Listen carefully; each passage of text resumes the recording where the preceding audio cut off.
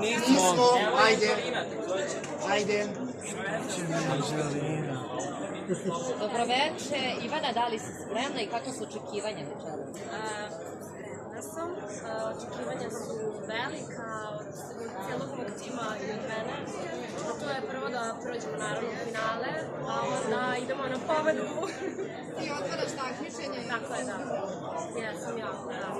Ali mi je uvijek struku i drago zato što ću vam ponovno konačno moći da uživam u Green Roomu sa Jelinom, mojim plesačicama i dve najbolje drugarice.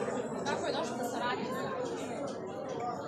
Tako što se znamo preko moje sestre i preko PR menadžera, ja sam njen ljubitelj ceo život, tako da sam dobila tu priliku da sarađujemo zajedno i nazvala sam je, ona je bila na moru, gospođica, sunčala se i rekla, nemoj sad molim te.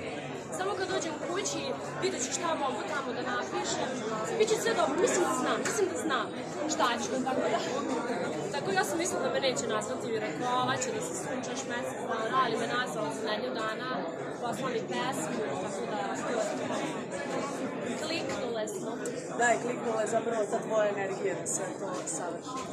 Angelina, kakav je tebi osjećaj ponovo u Bosni?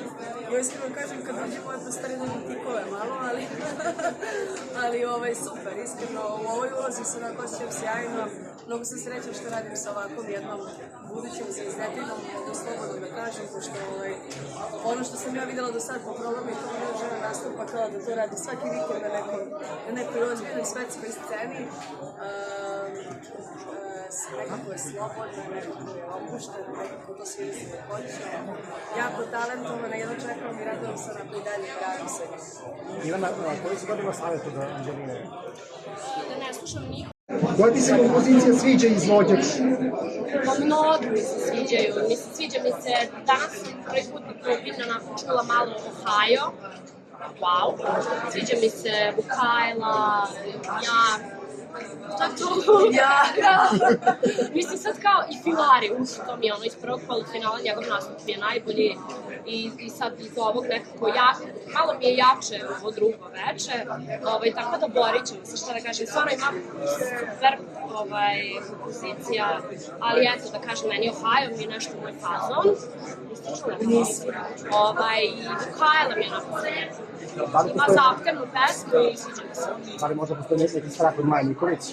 Ne, ma kakvi smo, pričali smo mi kod WC-u. Rešila sam. Rešila sam se. Ne, Maja je super. Kad je niko ne dira. Ti si prema prvi 8 takmičara, kako ti se čini, da li ima neko da nije prošao da je Ne znam, mislim da je to okej. Ne, svi su trebali. Svi su trebali. Kada je ovako nešto, to ne zbunje se takmičenje. Svi su strava i svi su zbunje. Zapravo dobro su odabir, čim su oni prošli. Što misliš o nastupu Karen Krajla?